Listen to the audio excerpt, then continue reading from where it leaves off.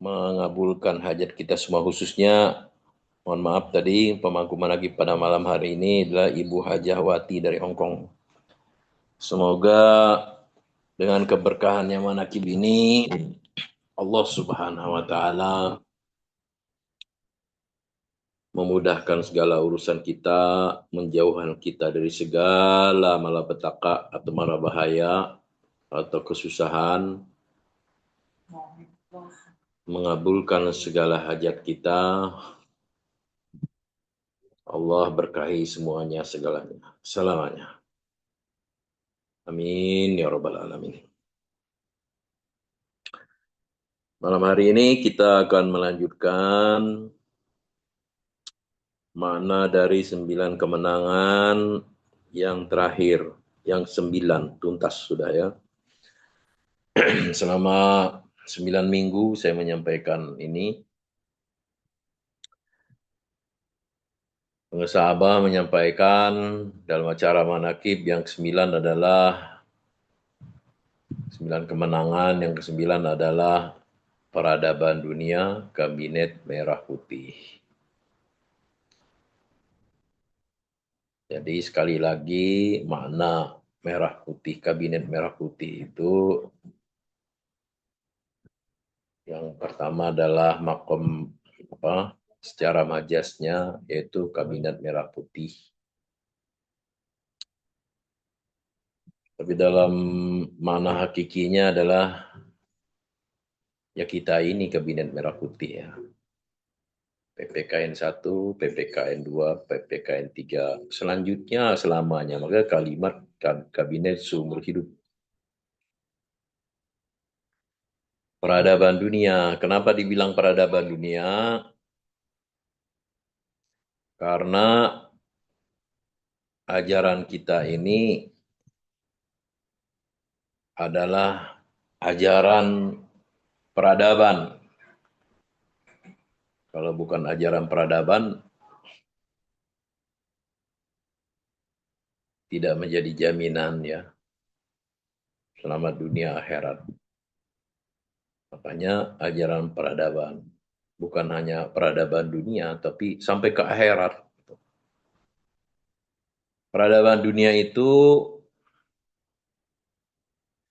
dan ajaran Islam itu memiliki keterikatan yang sangat kuat secara historis. Ya. Islam itu tidak hanya hadir sebagai sistem ritual ibadah,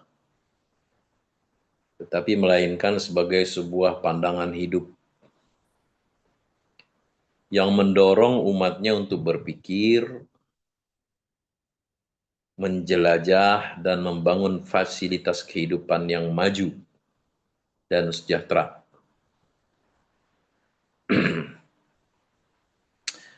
Sejarah mencatat bahwa peradaban dunia yang maju tidak pernah tegak hanya dengan kekuatan militer misalkan, ya, atau kekayaan materi semata. Makanya ketika kita menyaksikan pemakaman Ayatollah Ali Khamenei itu begitu sakralnya ya. Tapi orang sono ya, Trump itu nyinyir dia. Dia bilang, saya tidak menyangka.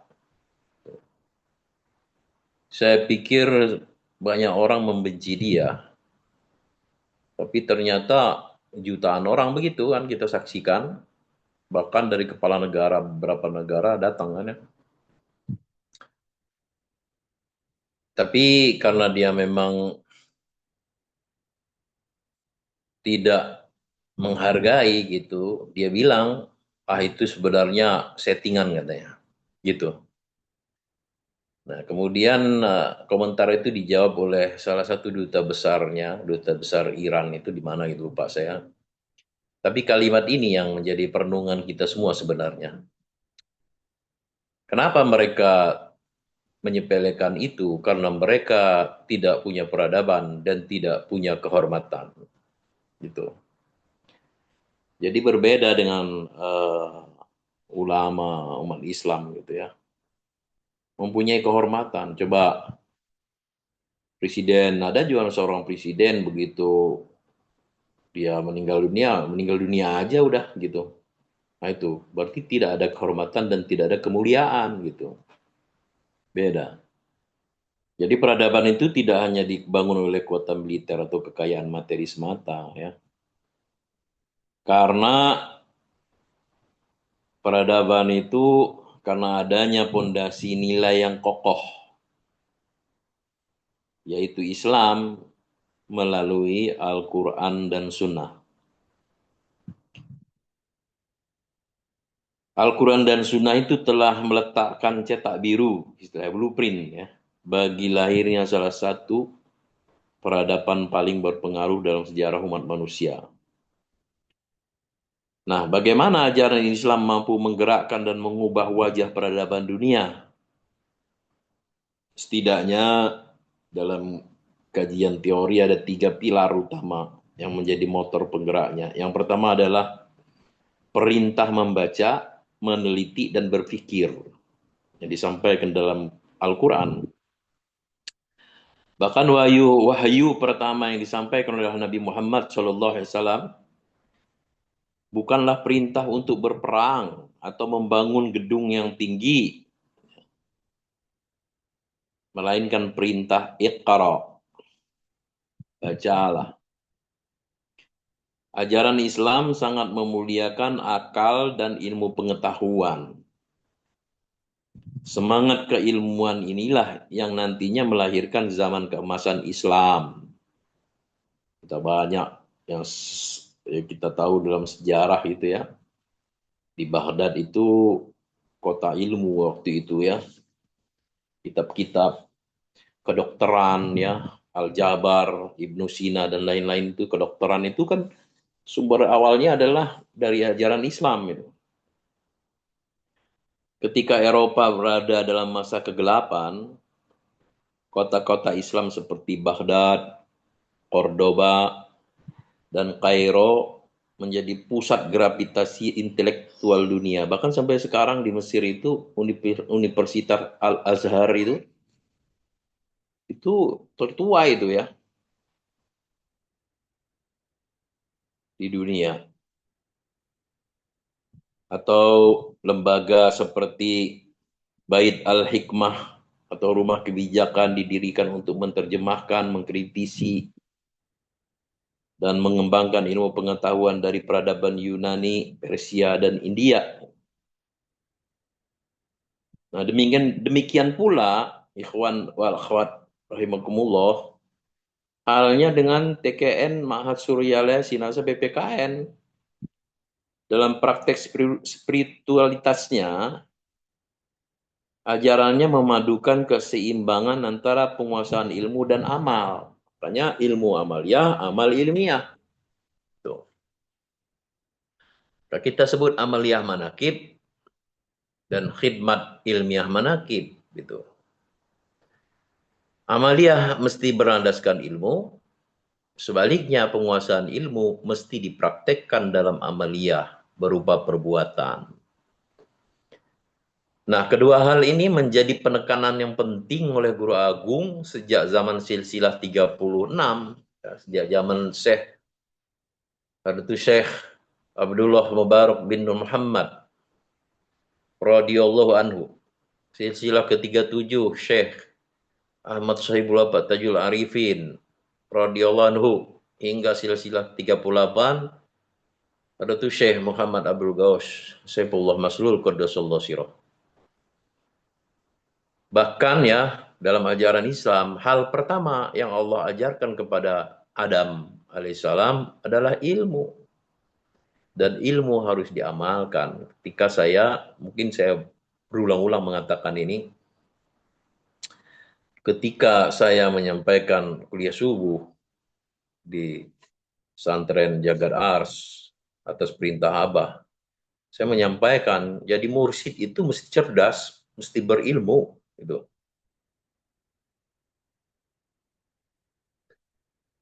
Ketika selesai di Kanzul Ars, selesai menakib, masih ada baru 3 orang yang masuk saya. Abah sama Abu Soleh, saya duduk bertiga. Abah mengatakan, itu yang disampaikan tadi pagi benar itu Kiai. Itu. Memang yang diajarkan oleh Nabi Allah kepada Nabi Adam yang pertama adalah ilmu. Itu. Sebagaimana firman Allah Subhanahu wa taala, Auzubillahi minasyaitonirrajim, wa 'allama Adamal asma'a kullaha tsumma aradahum 'alal malaikati faqala ambiuni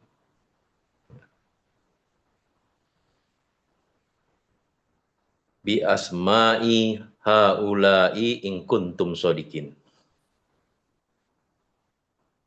Dan dia ajarkan kepada Adam nama-nama benda semuanya. Kemudian dia perlihatkan kepada para malaikat seraya berfirman, sebutkan kepada aku nama semua benda ini jika kamu yang benar. Quran surat Al-Baqarah ayat 31.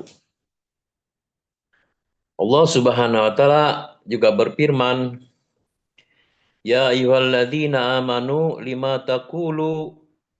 taquluna ma la taf'alun. Wahai orang-orang yang beriman, mengapa kamu mengatakan sesuatu yang tidak kamu kerjakan? Kaburo maktan indallahi antakulu ma la taf'alun. Itu sangatlah dibenci di sisi Allah jika kamu mengatakan apa-apa yang tidak kamu kerjakan.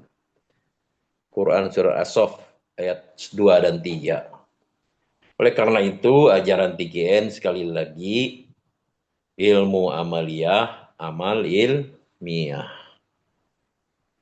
Yang kedua adalah keseimbangan antara dunia dan akhirat. Jadi awal tadi disampaikan untuk ajaran Islam mampu menggerakkan, mengubah wajah peradaban dunia, ada 3 pilar. Yang pertama tadi perintah membaca, meneliti, dan berpikir. Dan yang kedua adalah keseimbangan antara dunia dan akhirat.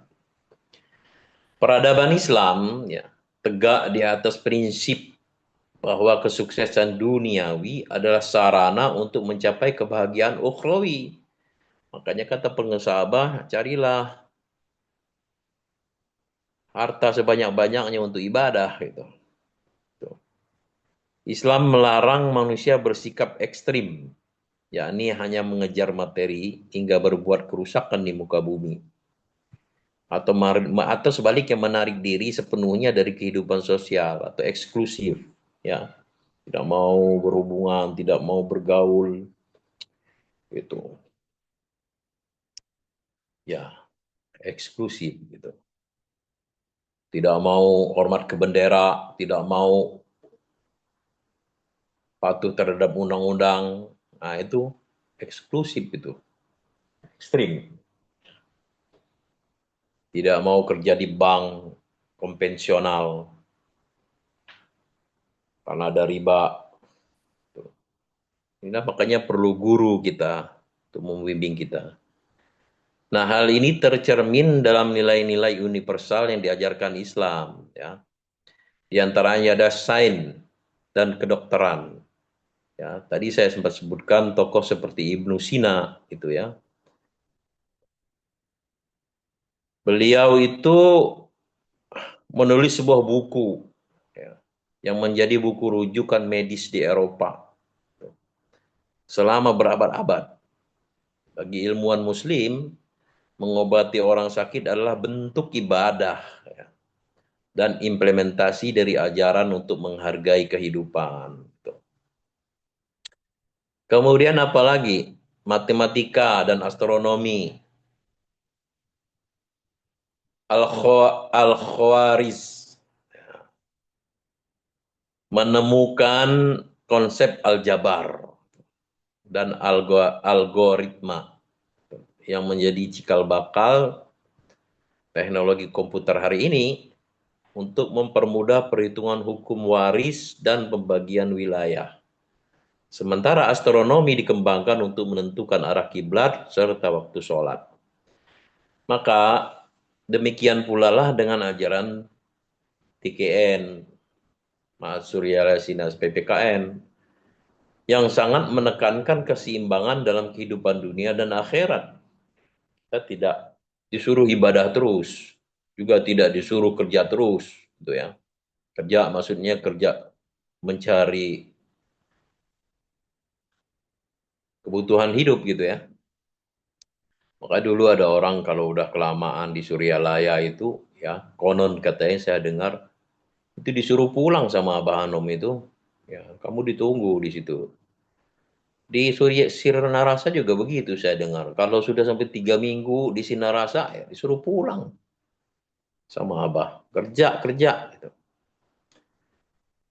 Seorang pecinta kesucian jiwa tidaklah mengabaikan kehidupannya di dunia, dan sebaliknya dalam kehidupan di dunia, ia tidak mengabaikan kehidupannya kelak di akhirat. Beruntung kita menjadi orang yang tidak rugi. Allah Subhanahu wa taala berfirman, sering sekali dikutip ini ya. Wabtagi fima ataqallahu darul akhirah wala tansa nasibaka minad dunya wa ahsin kama ahsanallahu ilaika wala tabagil fasada fil ardi innallaha la yuhibbul mufsidin. Dan carilah pahala negeri akhirat dengan apa yang telah dianugerahkan Allah kepadamu. Tetapi janganlah kamu lupakan bagianmu di dunia dan berbuat baiklah kepada orang lain, sebagaimana Allah telah berbuat baik kepadamu. Dan janganlah kamu berbuat kerusakan di muka bumi. Sungguh Allah tidak menyukai orang yang berbuat kerusakan. Quran Surah Al-Qasas ayat 77.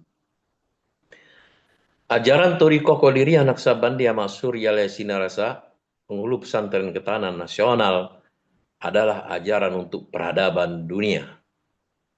Sabda Haratu Syekh Muhammad Abdul Ghaus Allah Masul Qaddasallahu Sirah, satu-satunya negara yang berketuhanan yang Maha Esa ialah Indonesia. Pendidikan terbaik di dunia ialah pendidikan yang ada di Indonesia. Indonesia maju, dunia maju, Indonesia untuk peradaban dunia. Itu kata beliau. Yang kedua. Yang ketiga, etika kemanusiaan dan keadilan sosial. Sebuah peradaban disebut mulia bukan karena kecanggihan teknologinya saja. Gitu ya. Jepang, ya, canggih itu ya. Cina, Amerika. Melainkan karena bagaimana mereka memperlakukan sesama manusia. Ajaran Islam menekankan pentingnya berbuat baik atau ihsan dan melarang keras segala bentuk kerusakan atau fasad di muka bumi. Islam memperkenalkan sistem kesejahteraan sosial melalui zakat, ya. Bunda tuh sering menggaung-gaungkan zakat itu ya. Zakat, infak, sedekah, dan wakaf. Ya. Institusi wakaf dalam peradaban Islam itu mampu membiayai rumah sakit gratis, universitas gratis, hingga perpustakaan umum tanpa memungut biaya dari masyarakat. Konsep keadilan sosial ini memastikan bahwa roda ekonomi tidak hanya berputar di kalangan orang-orang kaya saja. Seperti kemarin kita sudah bahas itu kapitalis ya, kaum kapital. Dalam ajaran Thariqah Qadiriyah Naqsabandiyah Mahasudiyah Sinas PKM, etika kemanusiaan dan keadilan sosial sangat terlihat jelas dalam tanbih, ya, yang merupakan ajaran pokok yang mesti diamalkan oleh para pecinta kesucian jiwa. Kata Abah, saya sekarang lagi nulis buku itu tentang sabda-sabda beliau. Bagaimana akhlaknya orang ikhwan pecinta ya tanbih itu. Bagaimana tanda orang sudah sampai kepada Allah tak mengamalkan tanbih itu. Karena tanbih yang merupakan ajaran pokok yang mesti diamalkan oleh para pecinta kesucian jiwa, selain taat terhadap peraturan agama dan negara, mesti pula membuktikan kebajikan yang timbul dari kesucian. Nah, sebagaimana di dalam tanbih, ya, Tidak salahnya kalau pada kesempatan ini kembali saya mengulang tanbih kita ya. Satu, terhadap orang-orang yang lebih tinggi daripada kita, baik dohir maupun batin, mesti kita hormati. Begitulah semestinya hidup rukun dan saling harga menghargai. Dua, terhadap sesama yang sederajat dengan kita dalam segala-galanya. Jangan sampai terjadi persengketaan. Sebaliknya mesti bersikap rendah hati, bergotong royong dalam melaksanakan perintah agama dan negara.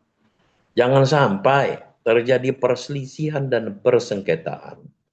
Kalau kita terkena firman-Nya azabun alim, yang berarti duka nestapa untuk selama-lamanya dari dunia sampai akhirat. Badan payah, hati susah. Tiga, terhadap orang-orang yang keadaannya di bawah kita, janganlah hendak menghinakannya atau berbuat tidak senonoh, bersikap angkuh. Sebaliknya mesti belas kasihan dengan kesadaran agar mereka merasa senang dan gembira hatinya. Jangan sampai merasa takut dan liar, bagaikan tersayat hatinya. Sebaliknya mesti dituntun, dibimbing dengan nasihat yang lemah lembut, yang akan memberikan keinsyapan dalam menginjak jalan kebajikan. 4. Terhadap fakir miskin, mesti kasih sayang, ramah tamah serta bermanis budi. Bermurah tangan mencerminkan bahwa hati kita sadar. Coba rasakan diri kita pribadi. Betapa pedihnya jika dalam keadaan kekurangan. Oleh karena itu, jangan acuh tak acuh. Hanya diri sendirilah yang senang. Karena mereka jadi fakir miskin itu bukanlah kehendak sendiri. Namun itulah kodrat Tuhan. Hadirin ikhwan wal akhwat rahimakumullah, kesimpulannya atau refleksi untuk masa depan. Peradaban Islam di masa lalu sukses memberi warna bagi peradaban dunia hari ini. Karena mereka mampu mengkombinasikan antara kemajuan sains dan keluhuran akhlak. Bagi kita hari ini, pesan sejarah ini sangat jelas. Kejayaan sebuah bangsa atau peradaban tidak akan bertahan lama jika hanya bersandar pada kemajuan fisik semata. Keberlanjutan sebuah peradaban sangat tergantung pada sejauh mana manusia di dalamnya mampu menjaga integritas moral, merawat bumi, dan menebar manfaat bagi seluruh alam. Rahmatal lil alamin. Semoga kita semua diistiqomahkan, dimampukan, dibisakan, senantiasa bersama dengan Guru Agung, mengamankan, dan melestarikan ajaran peradaban dunia. Dengan berkah, pertolongan, syafaat dari ahli silsilah, Allah berkahi semuanya segalanya. Al-Fatihah. Auzubillahiminasyaitonirrajim. Bismillahirrahmanirrahim. Alhamdulillahirrahmanirrahim. Ar-Rahmanirrahim. Maliki yaumiddin. Iyyaka na'budu wa iyyaka nasta'in. Ihdinas siratal mustaqim. Siratal ladzina an'amta 'alaihim ghairil maghdubi 'alaihim waladdallin. Amin. Hadanallahu wa iyyakum ajma'in. Assalamualaikum warahmatullahi wabarakatuh. Waalaikumsalam warahmatullahi wabarakatuh. Allahumma sholli ala nabiyil rasimi Muhammad wa ala alihi wa sallim taslima.